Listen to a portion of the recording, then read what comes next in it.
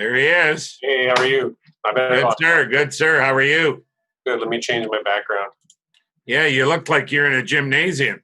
No, this is the Four Seasons, the place that Rudy Giuliani had his press conference. Oh, really? That's my thing because we do so many Zoom things for work. I have all these different backgrounds. Oh, you're out of town or you're local? Right now, I'm in my office. Oh, okay.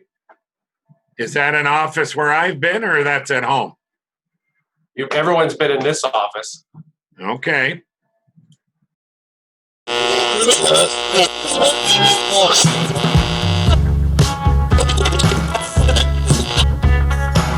The BMD Podcast. Anytime you want.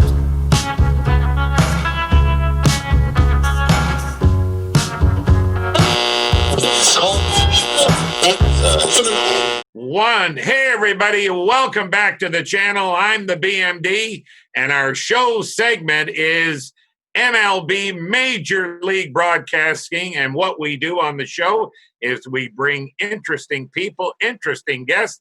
And today we have a real good one. We have somebody that's blessed our show. We've had him on the radio before, but this is our first audio-visual Zoom call together.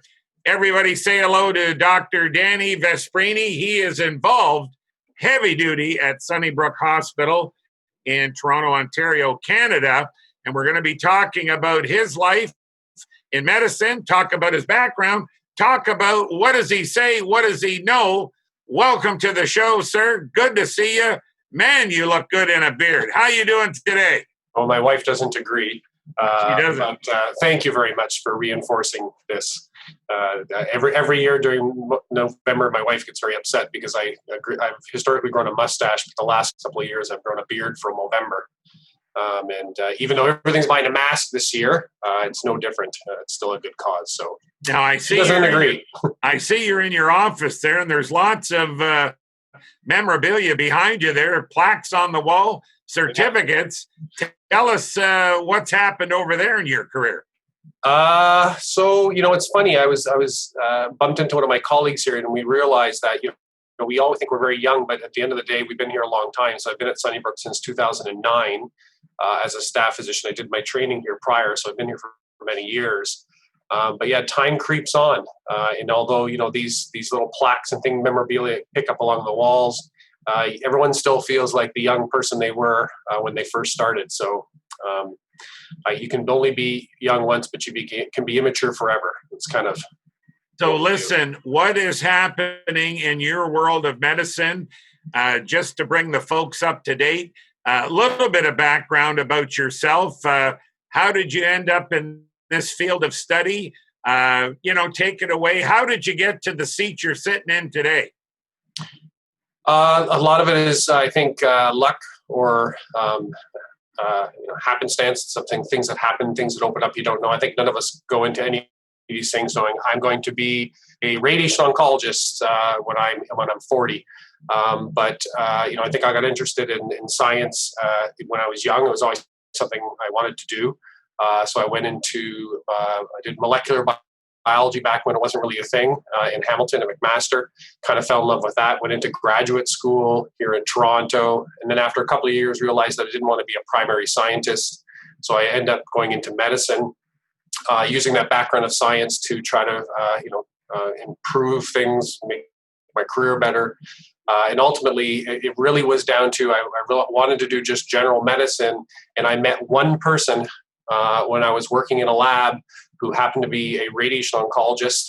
Didn't even know it existed, and kind of just opened my eyes. So that really is sometimes, I think life is like that. You meet one person sometimes and it can really change things. So now I'm a radiation oncologist and an assistant professor at the university. So we have lots of residents. It's a vibrant community. Sunnybrook's a fantastic hospital where we are both, I think, leaders in clinical care. I treat prostate cancer and breast cancer. But also a leader in research, and that's kind of the two hats that we have here are both scientists as well as clinicians, and neither suffers for the other. In fact, they go together. Now, where did you decide that that part of the male anatomy along with the testicle or testicular cancer. How did you end up there? So again, a lot of this sense of being kind of dumb luck or random. When I was doing graduate school, I was working, of course, with mice, and we were looking at leukemia, so cancers of blood vessels, of blood cells. But the research I was doing was looking at how radiation causes these things, and we were using mice as the model. So when I decided to go into medicine, and I did a rotation with someone who ended up being one of my mentors, he had seen that I'd done research in this, which are completely unrelated fields. This is looking at the molecular level how radiation changes certain cells, and what he was doing was looking at how to use radiation to treat prostate cancer. But he put that connection together, which I never had, and so it got me interested in that. And I think the research I did in between medicine and when I was in graduate school was in a lab that was focused on cancer genetics, and that's really where it started. So the more and more work we did in that lab, it was a guy named Stephen Narod, who's one of the world's biggest breast cancer researchers. When I was there, he just started to do some research into genetics of prostate cancer. So it was kind of like that opportunity that something new started. I happened to be there at the right time, and it just pushed things forward for me to academically be interested in prostate cancer. And then obviously, if you're going to do something from an academic point of view, you also want to do it clinically, because you can't treat prostate cancer and then do research with lung cancer. You need to be associated with the patients, even if it's basic science, even if you're in the lab and you're trying to find out how this molecule gets across the cell. You still want to have that connection with the patients, because it makes it's far more fulfilling. So where are we in breast cancer and prostate cancer? Tell us maybe the statistical side on data and your research and your investigations you have found. How healthy are we in those areas of cancer, and where is it progressing? Yeah, so that's, I think that it's one of those things where I think we've become a society where, because everything moves so fast, technology moves so fast. Just think of your phone that you had 5 years ago. It's obsolete. You can't even use it. So we've become this society that wants things to move super fast. And some things do with cancer. So some of the technology that we use, for example, with radiation, the technology we use now compared to what we did even when I started here 10 years ago is dramatically different. So things have gotten better. But you still see people and they still say, when are we going to find a cure? Like, when are we going to find a cure for breast cancer? When are we going to find a cure for bladder cancer? And the reality is we do have cures for these things. We're trying to make them better. We don't cure everybody. But if you look at how people do now compared to 20 years ago, it's dramatically different, even in these cancers. The issue is that, and this is not to slag any charity or motivational kind of group, is that you are more likely to get traction and get donations by accentuating the deficits. Nobody gets money by saying, look how great we're doing. It's, prostate cancer is much better. Only like 1% of the guys die of it. No, I mean, the reality is that that's too simplistic as well.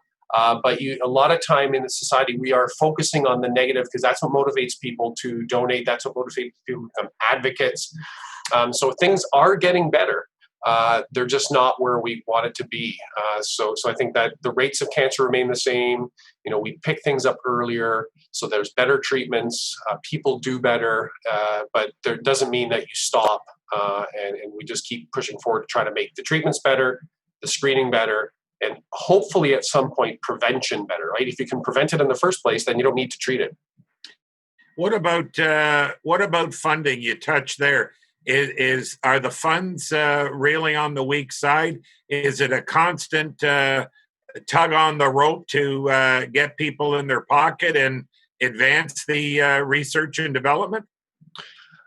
Funding has become a lot harder to get over the last, I would say, 5 to 10 years, in part because, unfortunately, governments have focused away from funding basic research. For good reason. The governments have a lot of other things to pay for, and that type of thing is just one drop in the bucket.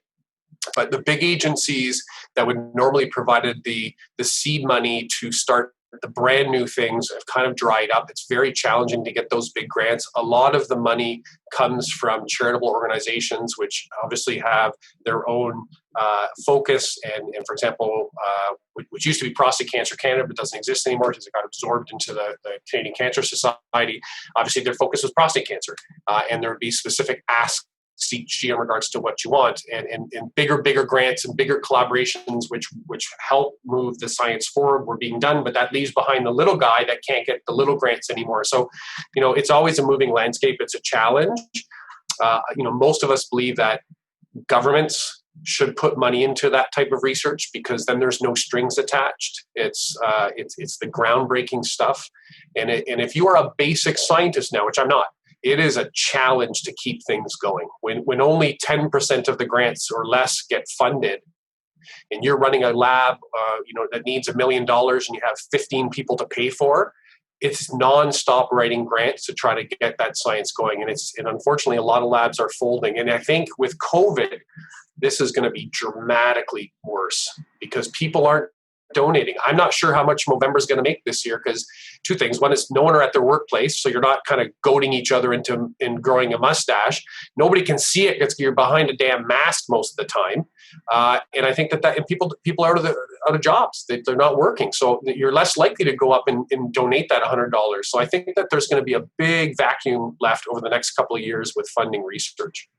Is male prostate, female breast cancer, are they the curses of the sexes? I know there's dramatically more cancers, but usually when you hear male, it's prostate, female, breast cancer. Are they the nemesis in those sexes? So they're the most common cancers for them. They are, by numbers, of course, are the most dramatic. That's why they're so important. Because although, for example, prostate cancer, most men that get the disease won't die of it. It is such a common cancer that obviously it affects so many people. It's important. Whereas there are very small cancers that unfortunately are, more significant, such as pancreatic cancer, which is, like we just said, Alex Trebek, who just passed away of it. I mean, it's a very high percentage of the people that get that disease unfortunately die of it, but it's a small percentage of the population, and it's hard to balance. Do you focus on the thing that kills almost everybody, but it's such a small number, or you focus on the thing that doesn't kill as many people, but it's so common? So with breast and prostate cancer, that's the case. They're very common cancers. The vast majority of them just happen. It's because those organs, for whatever reason, are prone to making cancers, have a huge impact in regards to people's quality of life, families' quality of life, all that stuff. Thankfully, most people won't die of it if they get it, in part because of all the screening strategies and the treatments that have developed over the years, and awareness. You can screen for breast cancer, you can have mammograms, you can screen for prostate cancer, you can do PSAs, you can maybe do MRIs and all these things. So that has really improved things. It doesn't stop the cancer from happening, but at least if you pick it up earlier, it can be dealt with sooner.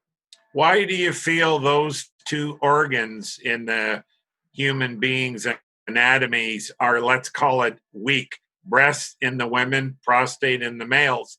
Why? What research is out there tell the audience that is afflicted, like why those organs seem to be weak or weaker? Well, yeah, I would say be prone to developing tumors. I mean, every organ can theoretically make tumors. I mean, there's no one that is not at risk. I think it's part the breast. They're different. I mean, they're common cancers in the individual sexes, but they're different. So breast cancer predominantly, the risk factors have to do with exposure of the breast to estrogen. And I mean, the more exposure of the breast to estrogen, the higher risk of getting a cancer. And that's because estrogen feeds things to grow. And the same with the prostate. The prostate functions with testosterone. So there's no evidence yet that higher testosterone leads to prostate cancer, but we know that those things are linked because we can manipulate testosterone to try to treat the cancers. So the interesting thing is that these cancers are sometimes linked genetically, and which doesn't make any sense because they're completely different organs. They have different embryological origins. They don't come from the same place. It's part, I think, because they are driven by hormone status that we see, and then we can manipulate. It's been the question people have been asking for 100 years. Like, why are these, and why is it in humans? The only other animal that really can get prostate cancer are dogs. It's just one of those things that how come humans are the ones that get it? They're just interesting biological questions that we can't really answer. At least I can't answer. Are we getting closer, do you think, with research and investigating in being able one day to answer those questions? Like, you're a male, you're X amount of years old, you're this, you're that. Chances are you're going to get it. Like, have we taken it out of the statistic where the analyzing the data, where we can really point our finger? You mentioned it genetically. Father had it, grandfather had it. Sons are going to, let's say prostate, our son's going to have it immediately, or you have two sons, one gets it, one doesn't. Where is the dividing line on the data? Well, we have the data, and you can model those numbers, and you can give people what their estimated risk of getting it is. But just as you said, it doesn't mean you're going to. So, for example, women with a BRCA1 or a BRCA2, the common genes that we know of that lead to breast cancer as well as prostate cancer, the Angelina Jolie gene, she's a BRCA carrier. You can have a woman that has one of those mutations that had all of her sisters die of the disease and her mom, and she's 90 years old and she never got breast cancer. So, and she has that gene. So she has that predisposition. And I've got experiences that in my own practice where I had a lady who was in her late 80s. She had this very early pre-breast cancer called DCIS, which is not, we treat it like a cancer, but it's not cancer. And her sister died at 27. Her mom died at 30 of breast cancer. And we thought, she's not going to have the gene, but we'll check her. And she had it. And I mean, so it's just one of those things that the problem with cancer is the problem with a lot of diseases, other than the ones that are directly linked to genes like Huntington's disease, those ones where it's going to happen, is it's what we call multifactorial. It's not just the gene.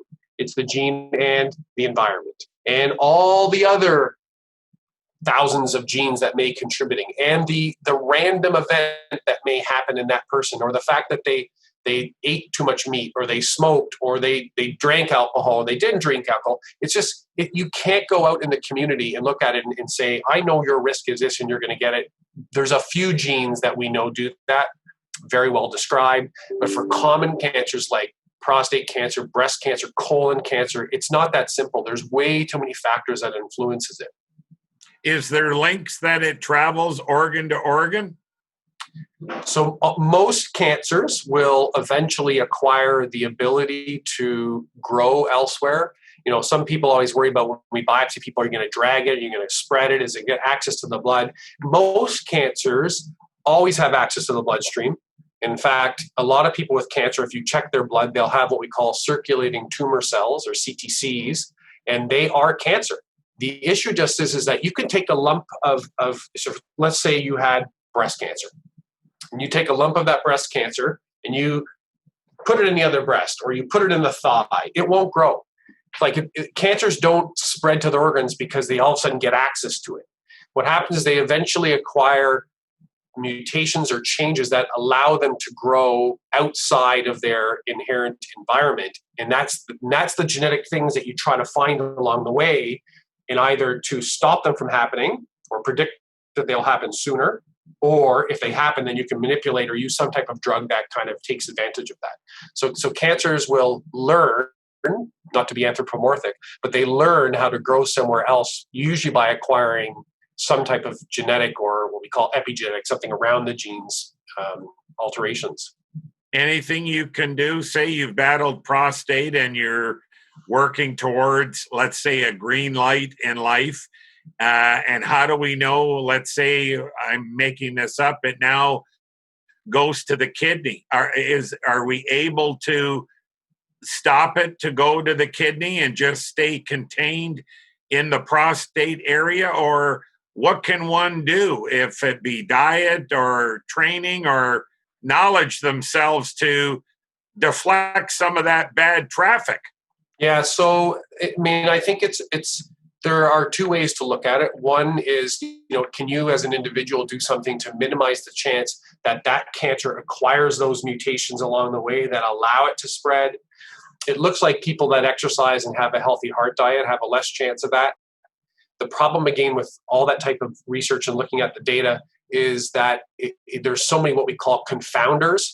If you have a population of people that have cancer, that exercise and eat well, compared to a population with the same cancer that don't exercise and eat well, you'll see the people that exercise and eat well do better.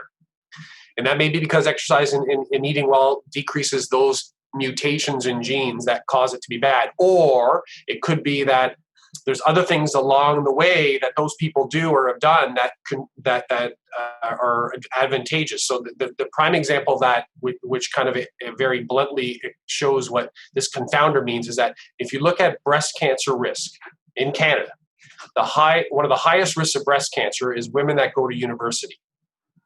And if you just did the study on that, you would show statistically proven that breast cancer is more common with a higher education than people that don't.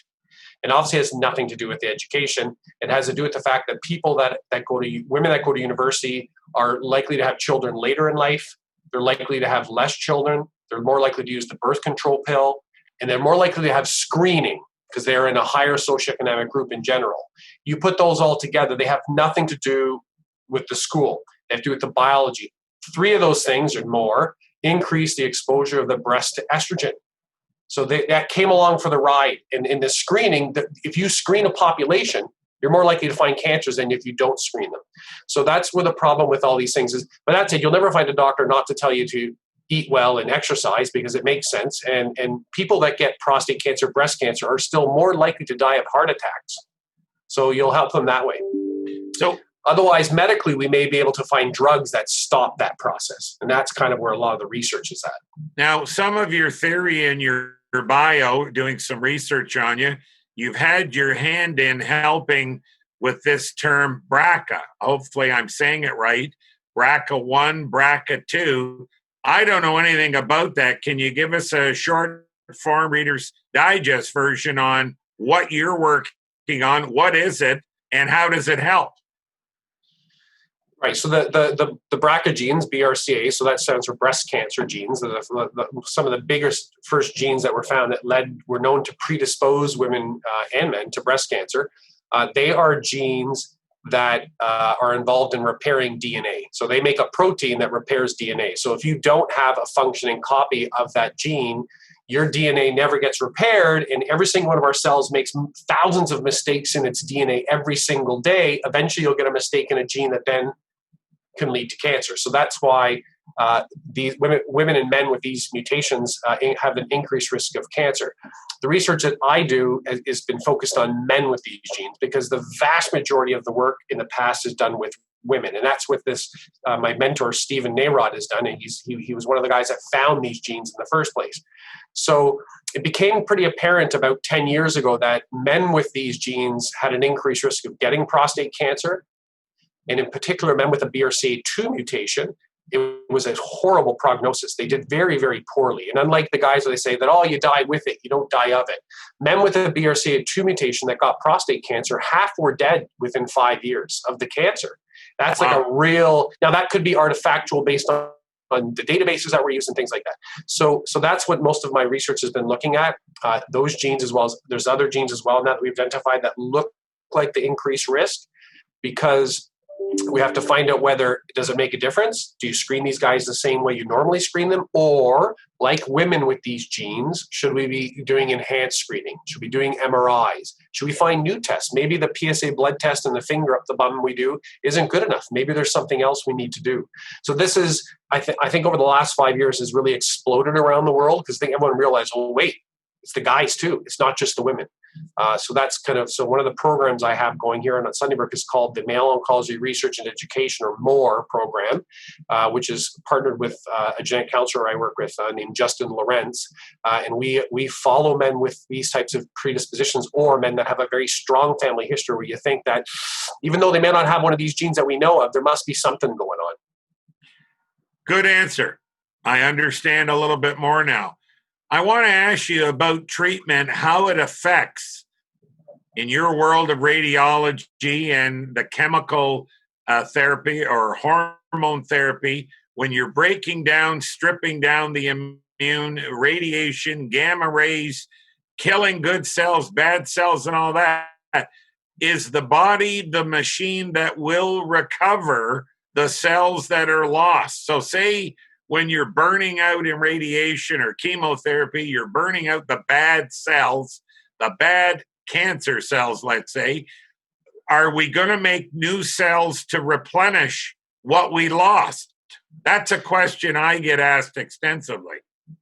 Yeah, so I think, every treatment that we have, regardless of what you may hear or people may tell you, has risks. And for example, with radiation, when we treat, for example, prostate cancer, it does preferentially kill cancer cells. Most normal cells will regenerate and repair the damage. So how radiation works is it goes through a cell. So it's an X-ray, turns into an electron, goes through a cell, causes damage in the DNA, and then the DNA needs to be repaired. Otherwise, that cell dies.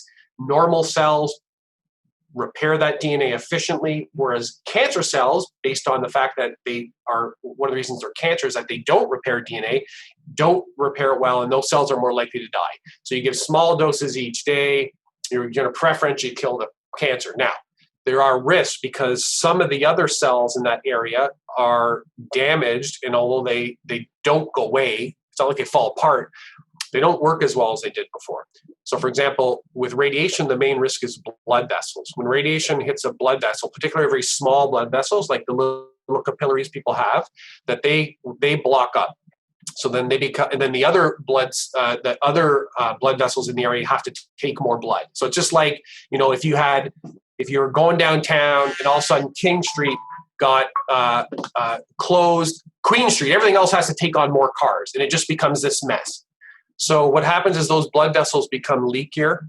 So we can see bleeding after radiation. And if you look at older radiation, the likelihood that men bled because the blood vessels on the rectum, because the prostate is right behind the rectum, guys bled, and about 7% of those men would need to have that fixed. We need to go with lasers and cauterize blood vessels. The nice thing about radiation is it's technology driven. Our precision has become so good now is that we can still give that dose of radiation. In fact, we have a lot more now, so we cure more men, but the likelihood of causing that damage is less. It's only about 1%, 1 or 2%. And that's because we're not hitting it anymore, because the radiation is precise. There's always going to be a risk because you're never going to be zero. But as things go on, things get better. So the body will repair. But sometimes some of the side effects of the treatment are repaired, but nobody wants to bleed every time they have a bowel movement. So we can go in and cauterize blood vessels. But I tell everybody is that one complication can lead to another. So for example, you bleed after the radiation. We say, no big deal. We'll go give you some cautery. And then you get cautery, but then they poke a hole in it because the area is thin. And that's super rare. But I mean, all of these treatments have risk. If you have surgery, there's a chance that it won't heal, that you'll leak water. If you have chemotherapy, there's a chance that your immune system goes down and you get an infection, right? So these things are all so ideally, if you can pick things up sooner, you get the chance to treat it with the least risk, the least invasive. If it's picked up later, which happens, then you're exposed to more risks. If you could prevent it in the first place, which is, I think, what everyone wants, then you wouldn't need to do any of those things. But the question sometimes is, we live in a crazy society. Everyone wants to take a bloody vitamin. Yeah. They want to take vitamins. They think that's going to be fine. But no one wants to eat a carrot. There's a lot of things you can do to prevent cancer, but nobody wants to do it. They want some magic pill to do it. I hear you. Listen, we're out of time. Fascinating topic and wonderful guest you've been. I hope you want to do this again. I hope you enjoyed yourself being on the show. Folks, we've been on our show segment, Major League Broadcasting.